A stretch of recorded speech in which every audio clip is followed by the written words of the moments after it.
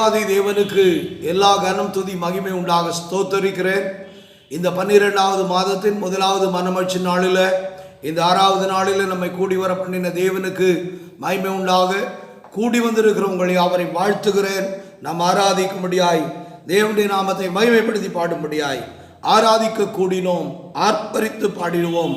வல்ல இயேசு நம் தேவன், என்றென்றும் அவர் நம் தேவன் என்று பாடி ஆராதித்து மகிமைப்படுத்துவோம். ஆராதிக்க கூடினோம், ஆர்ப்பரித்து பாடிடுவோம். ஆராதிக்க கூடினோம், ஆர்ப்பரித்து பாடிடுவோம். வல்ல இயேசு நம் தேவன், என்றென்றும் அவர் நம் தேவன். வல்ல இயேசு நம் தேவன், என்றென்றும் அவர் நம் தேவன். தேவ வாசஸ்தலம் என்றும் இன்பமானது. மகிமை தேவன் கிறிஸ்து இயேசு பிரசன்னம் இங்கே. தேவ வாசஸ்தலம் என்றும் இன்பமானது. மகிமை தேவன் கிறிஸ்து இயேசு பிரசன்னம் இங்கே. மகிமை மகிமையே என் மனமும் பாடுதே. மகிமை மகிமையே என் மனமும் பாடுதே. மக்கள் மத்தியில் எந்த மகிழ்ச்சி பொங்குதே. மக்கள் மத்தியில் எந்த மகிழ்ச்சி பொங்குதே. ஆராதிக்க கூடினோம், ஆர்ப்பரித்து பாடிடுவோம். ஆராதிக்க கூடினோம், ஆர்ப்பரித்து பாடிடுவோம். வல்ல இயேசு நம் தேவன், என்றென்றும் அவர் நம் தேவன். வல்ல இயேசு நம் தேவன், என்றென்றும் அவர் நம் தேவன். தேவ சாயல் சபையில் தோன்றுதே. தேவன் நடுவில் நியாயம் செய்கிறார். தேவ சாயல் சபையில் தோன்றுதே. தேவன் நடுவில் இயேசு நியாயம் செய்கிறார். தேவ சேவையே எம் கம்பீர சேவையே. தேவ சேவையே எம் கம்பீர சேவையே. தேவ ஆவியில் நிறைந்து நானும் ஆடி பாடுவேன். தேவ ஆவியில் நிறைந்து நானும் ஆடி பாடுவேன். ஆராதிக்க கூடினோம், ஆர்ப்பரித்து பாடிடுவோம். ஆராதிக்க கூடினோம், ஆர்ப்பரித்து பாடிடுவோம். வல்ல இயேசு நம் தேவன், என்றென்றும் அவர் நம் தேவன். வல்ல இயேசு நம் தேவன், என்றென்றும் அவர் நம் தேவன். தேவன் சபையின் நடுவில் சகாயம் பண்ணுகிறார். ஆகவே ஆராதிக்க தேவ ஜனத்தோடு, இரத்தத்தால் மீட்டெடுக்கப்பட்ட ஜனத்தோடு கூடினோம் என்று சொல்லி பாடினோமே. அந்த தேவன் எந்த காலத்திலும் எந்த நேரத்திலும் அவர் நமக்கு நல்லவராயிருக்கிறார். ஆகவே நாமும் கூட எந்த காலத்திலும் எந்த நேரத்திலும் நன்றியோடு உம்மை துதிப்பேன் என்று சொல்லி பாடி, எனக்கு எல்லாவற்றுக்கும் எல்லாமானவர் நீர், என் தேவாதி தேவன் நீர், என் ராஜாதி ராஜன் நீர் என்று சொல்லி அவரை ஆராதித்து மகிமைப்படுத்துவோம். எந்த காலத்திலும் எந்த நேரத்திலும் நன்றியால் உம்மை நான் துதிப்பேன். இயேசுவே உம்மை நான் துதிப்பேன், துதிப்பேன். எந்த வேளையிலும் துதிப்பேன். இயேசுவே உம்மை நான் துதிப்பேன், துதிப்பேன். எந்த வேளையிலும் துதிப்பேன். ஆதியும் நீரே, அந்தமும் நீரே, ஜோதியும் நீரே, என் சொந்தமும் நீரே.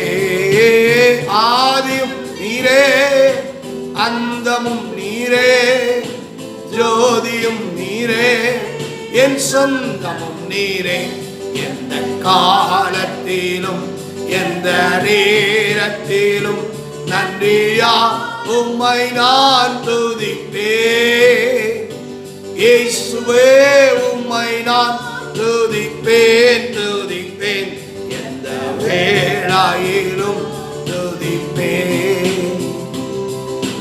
துன்ப நேரத்தில் இன்பமும் நீரே, இன்னல் வேளையில் மாறாதவர் நீரே. துன்ப நேரத்தில் இன்பமும் நீரே, இன்னல் வேளையில் மாறாதவர் நீரே. எந்த காலத்திலும் எந்த நேரத்திலும் நன்றியா உம்மை நான் துதிப்பேன். இயேசுவே உம்மை நான் துதிப்பேன் துதிப்பேன், எந்த வேளையிலும் துதிப்பேன். தேவனும் நீரே, என் ஜீவனும் நீரே, ராஜராஜனும் என் சர்வமும் நீரே.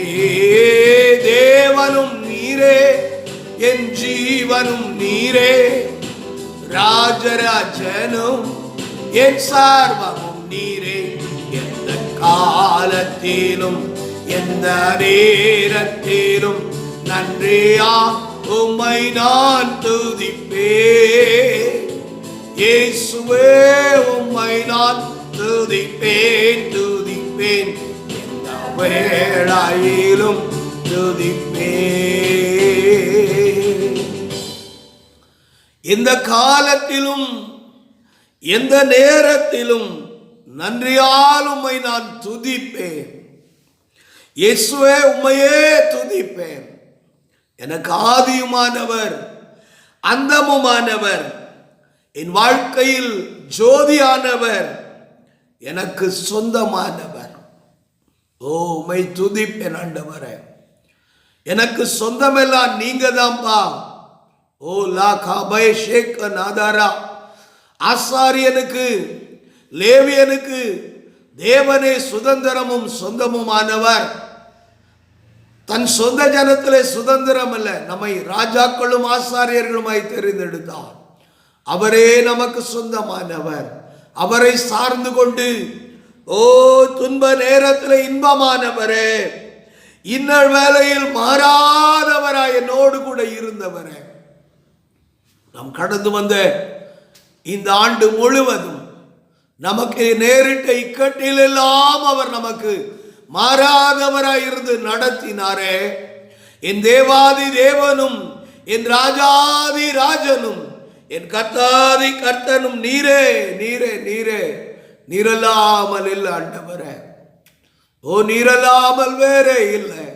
உள்ளத்தின் ஆழத்திலிருந்து சொல்வோமா, ஒரா காமானா தேரே ஷெக்கலா ஓ ரகமெனதர ரபரபரபதினமா.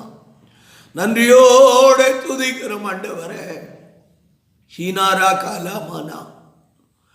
நான் தெரிந்து கொண்டேன் ஜனமே, நான் உன்னை எனக்கென்று வேறு பிரித்தேன் அல்லவா. உன்னை வேறு பிரித்து உனக்கென்று ரத்தம் சிந்தினவர், உன் மாம்சத்தின் வேதனைகளை நீக்க என் சரீரமாகிய தேகத்தை நான் கிழிக்க ஒப்பு கொடுத்தவர், என் நோவுகளை நான் உனக்காய் ஏற்றுக்கொண்டேன். ஓ உனக்காய் என் ரத்தத்தை சிந்தினேன். ஆகையினால உனக்கு புது ஜீவன் உண்டாயிருக்கிறது. நான் உனக்கு புது ஜீவனை தந்திருக்கிறேன். உன்னை புது சிருஷ்டியாய் நான் உருவாக்கி இருக்கிறேன். ஒருவனும் உன்னை காணக்கூடாதபடிக்கு ஒளிப்பிடத்தில் உன்னை மறைத்திருக்கிறேன். என் பிளவுகளுக்குள்ள என் மறைவுகளுக்குள்ள நீ இருக்கிறாய். நான் என் செட்டையினால் உன்னை மூடுகிறவர், என் சிறகுகளின் மேல் உன்னை சுமக்கிறது மாத்திரமல்ல, உயர் ஸ்தலங்களுக்கும் என் சிறகுகளிலே சுமந்து உன்னை உயர்த்துகிறவர் நான். உன்னை உயர் ஸ்தலங்களில் வாசம் பண்ணும்படியாய் நான் தெரிந்து கொண்டேன். தாழ்விடங்களில் இருந்த உன்னை தாழ்விடத்திலிருந்து உயர்த்துகிற கர்த்தர் நான். நானே உன்னை உயர்த்துகிறவர். நான் இருக்கிற அந்த உன்னத ஸ்தானத்திலே உன்னை உயர்த்தி நிறுத்தி உன்னில் என் சாயல் விளங்கும்படியாய் உனக்குள்ளே என்னை நான் வெளிப்படுத்தும்படியாய் நான் தெரிந்து கொண்டபடியினால் உன்னை நான் உருவாக்கி உன்னை நான் நிலைநிறுத்துகிற கர்த்தர். நானே கர்த்தர், உன்னை நடத்துகிறவர். உன் ஜீவ நாட்கள் முழுவதும் உன்னை அறிந்திருக்கிறபடினால உன்னை நான் நடத்தி நான் உன்னை என்னோடு கூட சேர்ப்பேன், என் வீட்டிலே சேர்ப்பேன் என்று கர்த்தர் சொல்லுகிறார். ஹல்லேலூயா ஹல்லேலூயா. வானிலும் நீரே பூவிலும் நீரே வழியில் நீரே, என் ஆபத்தில் நீரே.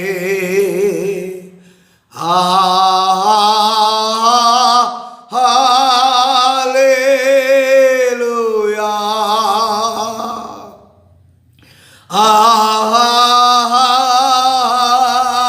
ஹல்லேலூயா, ஹல்லேலூயா.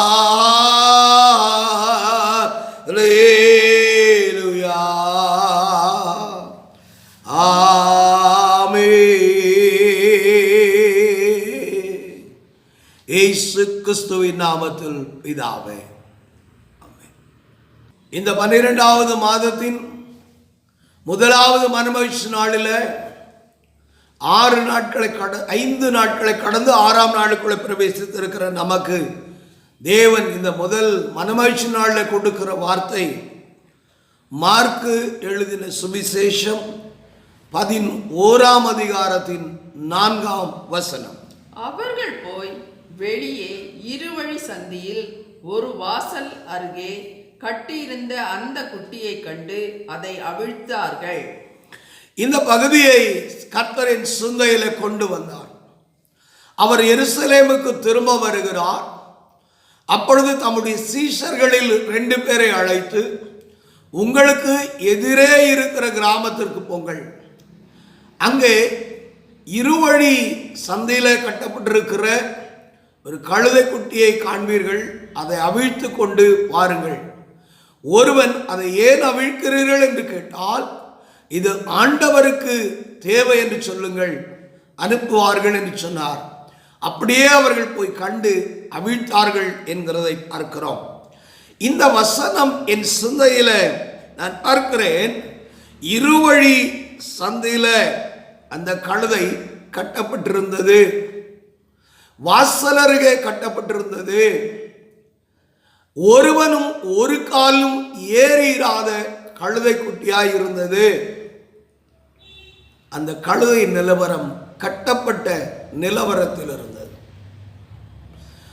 இந்த பகுதியை நான் சிந்திக்கும் பொழுது அது ஒரு வீட்டு வாசல் அருகே இருக்கிறது. இருவழி சந்திப்பில் கட்டப்பட்டிருக்கிறது.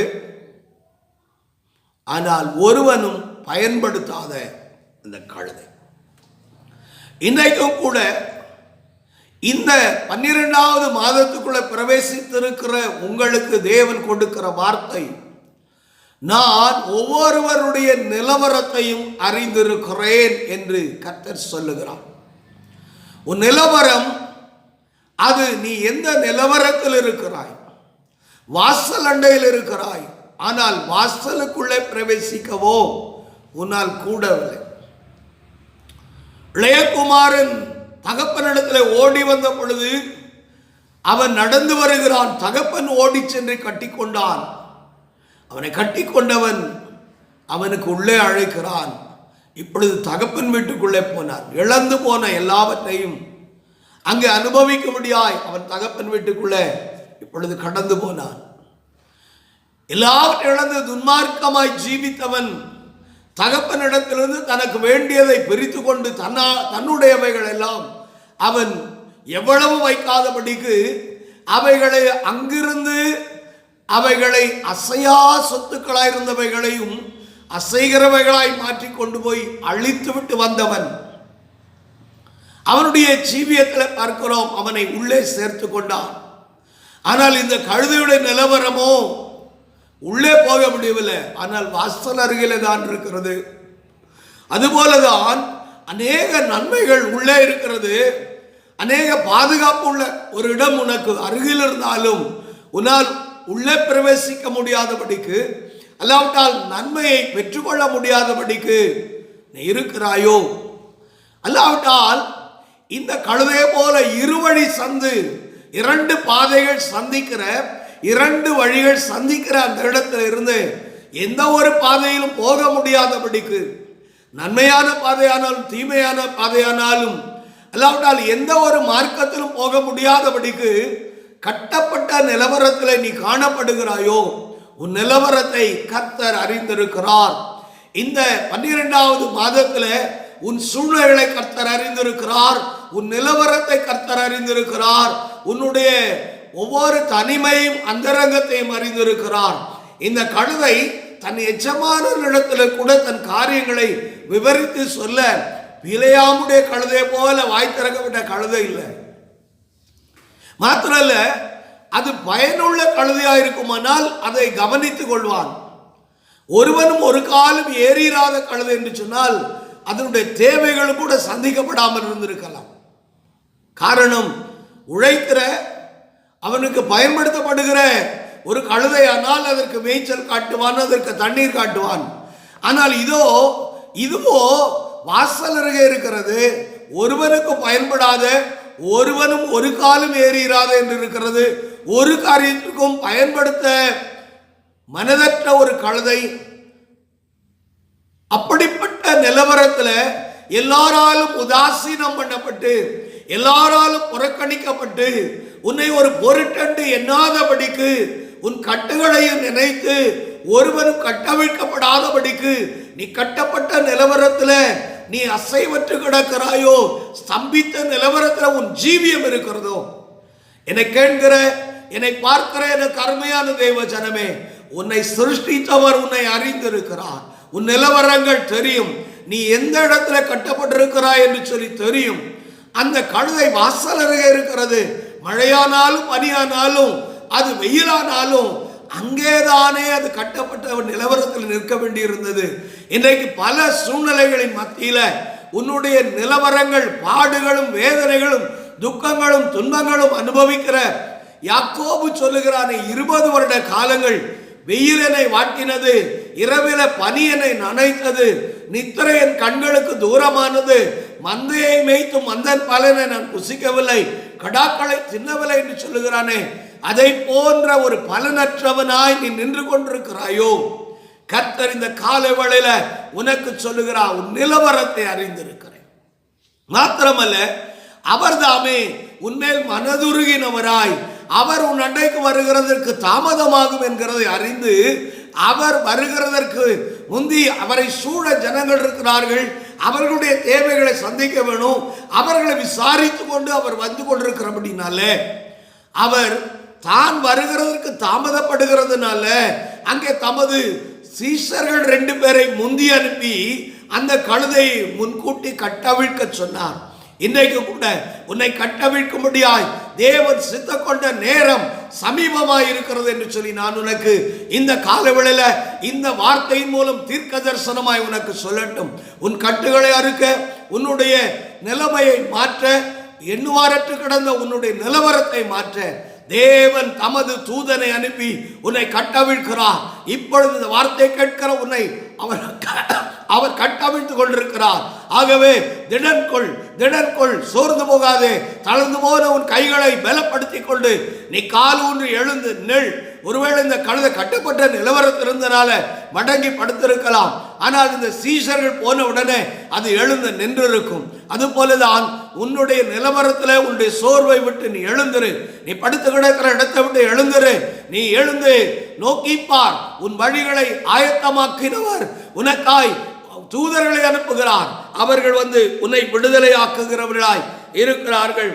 இந்த கழுதை கட்டப்பட்ட நிலவரத்தில் இருந்ததை பார்க்கிறோம். மாத்திரமல்ல, இந்த நாளில இந்த கட்டப்பட்ட நிலவரத்தை குறித்து நாம் பார்க்கும் பொழுது யோவான் எழுதின சுவிசேஷம் 8ஆம் அதிகாரத்தில் 36ஆம் வசனம் வாசிக்கும் போது, ஆகையால் குமாரன் உங்களை விடுதலையாக்கினார், மெய்யாகவே விடுதலையாவீர்கள். குமாரன் உங்களை விடுதலையாக்கினால் மெய்யாகவே விடுதலையாவீர்கள். தேவனை அல்லாமல் விடுதலையாக்க ஒருவனும் இல்லை. குமாரனாகிய கிறிஸ்து வானத்திலிருந்து இறங்கி வந்தார். வானத்திலிருந்து இறங்கி வந்த அப்பமாயிருக்கிறார். அவர் ஜீவனை கொடுக்கிறவராய் இருக்கிறார். அவர் உன்னை விடுவிக்கிறவராய் இருக்கிறார்.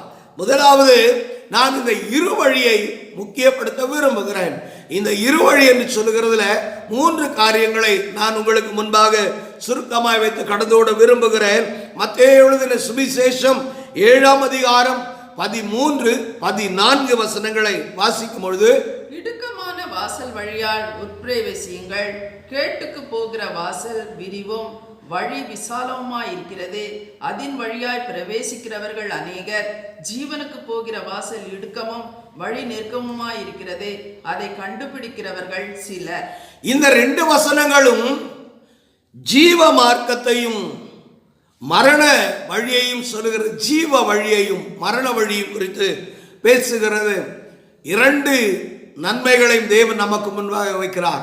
ஜீவனையும் மரணத்தையும் நமக்கு முன்பாக வைக்கிறார். எனக்கு அன்பான தேவ ஜனமே, நீதிமொழிகள் 14ஆம் அதிகாரம் 12ஆம் வசனம் வாசிக்கும் பொழுது, மனுஷனுக்கு செம்மையாய் தோன்றுகிற வழி உண்டு, அதன் முடிவோ மரண வழிகள். மனுஷனுக்கு செம்மையாய் தோன்றும் வழிகள் உண்டு, அதன் முடிவோ மரண வழிகள். அப்படியானால் மாம்சீகத்தோடு ஏவாளை போல மாம்ச இச்சையோடு நமக்கு லாபமாய் தோன்றுகிற காரியத்தை எண்ணுகிறவளாய் இராதபடிக்கு கிறிஸ்தேசுவின் சிந்தையோடு தேவனுடைய திட்டத்தை அறிந்தவளாய் காணப்பட வேண்டியது அவசியமாக இருக்கிறது. எரேமியா 6ஆம் அதிகாரம் 16ஆம் வசனத்தில், வழியிலே நின்று பூர்வ பாதைகள் எவைகள் என்று கேட்டு விசாரித்து நல்ல வழி எங்கே என்று பார்த்து அதிலே நடவுங்கள், அப்பொழுது உங்கள் ஆத்துமாவுக்கு இளைப்பாறுதல் கிடைக்கும் என்று கர்த்தர் சொல்லுகிறார். அவர்களோ நாங்கள் அதிலே நடக்க மாட்டோம் என்கிறார்கள். நல்ல வழி எதுவென்று விசாரித்து அதில் நடவுங்கள். யாரிடத்துல விசாரிக்க வேணும்? தேவனிடத்துல. தேவ சமூகத்தில் எந்த பாதையில நடக்க தேவன் என்னை நடத்துகிறீர் என்று சொல்லி விசாரித்து தேவனுடைய ஆலோசனையின்படி நடந்தோமானால் நம்முடைய ஆத்மாவுக்கு இளைப்பாறுதல் கிடைக்கும் என்று வேதம் சொல்லுகிறது. ஜீவனையும் மரணத்தை நமக்கு முன்னாக வைத்திருக்கிறார். நாம் ஜீவ மார்க்கத்தில் நடக்க வேண்டுமானால் ஆவியானவருடைய நடத்துதலின்படி, ஆவியாக தேவனை நமக்கு தந்த தேவனுடைய நடத்துதலின்படி ஜீவிக்க வேண்டியவர்களாக இருக்கிறோம். 2ஆவதாய் பார்க்கும் பொழுது யாக்கோபு எழுதின நிருபம் 1ஆம் அதிகாரம் 8ஆம் வசனம், இருமனம் உள்ளவர்கள் தன் வழிகளில் எல்லாம் நிலையற்றவர்களாய் இருக்கிறார்கள். இருமனம் உள்ளவர்கள் தன் வழிகளில் எல்லாம் நிலையற்றவர்களாய் இருக்கிறார்கள்.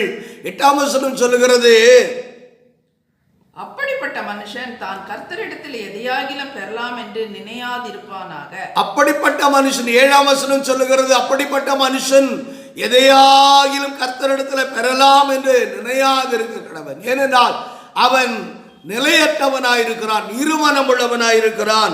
4ஆம் அதிகாரம் 8ஆம் வசனம் வாசிக்கும் போது யாக்கோபு 4:8, தேவனிடத்தில் சேருங்கள், அப்பொழுது அவர் உங்களிடத்தில் சேருவார். பாவிகளே, உங்கள் கைகளை சுத்திகரியுங்கள், இருமனம் உள்ளவர்களே உங்கள் இருதயங்களை பரிசுத்தமாக்குங்கள். இருமனம் உள்ளவர்களே உங்கள் இருதயங்களை பரிசுத்தமாக்குங்கள். பரிசுத்தம் என்றால் அழைத்த தேவனிடத்திலே ஒப்புவியுங்கள். அழைத்த தேவ திட்டத்தை உணரும்படியாய் நீங்கள் அவரிடத்தில் சேருங்கள் என்று சொல்லி சொல்லுகிறதை பார்க்கிறோம். இருதயத்தை தேவ சமூகத்தில் ஒப்புவிப்போம். 3ஆவதாய் 1 ராஜாக்களின் புஸ்தகம் 18ஆம் அதிகாரம் 21ஆம் வசனம் வாசிக்கும் போது, அப்பொழுது ஏலியா சகல ஜனத்தண்டைக்கும் வந்து, நீங்கள் எந்த மட்டும் 2 நினைவுகளால் குந்தி குந்தி நடப்பீர்கள். கர்த்தர் தெய்வமானால் அவரை பின்பற்றுங்கள், பாகால் தெய்வமானால் அவரை பின்பற்றுங்கள் என்றான். ஜனங்கள் பிரதியுத்தரமாக அவனுக்கு ஒன்றும் சொல்லவில்லை. 2 நினைவுகளால் குந்தி நடக்கிறவர்கள் இந்த ஜனங்கள், இஸ்ரவேல் ஜனங்கள். ஆனால் பாகாலையும் பற்றி கொண்டார்கள். இன்றைக்கு நம்முடைய வழிகள் எப்படியாயிருக்கிறது? கிறிஸ்தவர்களாய் நாம் இன்றைக்கு அப்போஸ்தல உபதேசத்தில் நடக்கிற நாம் மாத்திரமல்ல, இன்றைக்கு பெந்தேகோஸ்தே உபதேசத்தில், பெந்தேகோஸ்தே ஆவிக்குள்ள, பெந்தேகோஸ்தே அனுபவத்துக்குள்ளே நடக்கிற நாம் இன்றைக்கு எப்படிப்பட்டவர்களாக இருக்கிறோம்? தேவ வசனத்தை கேட்கிறோம், ஆனால் மாம்சத்தின்படி நடக்கிறோம்.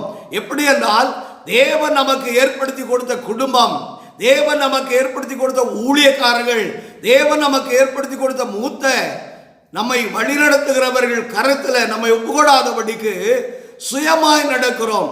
வார்த்தைகளுக்கு ஒப்பு கொடுக்க மனதில்லை, ஆலோசனை ஏற்க மனதில்லை, அவர்களுடைய வழியில நடக்க மனதில்லை.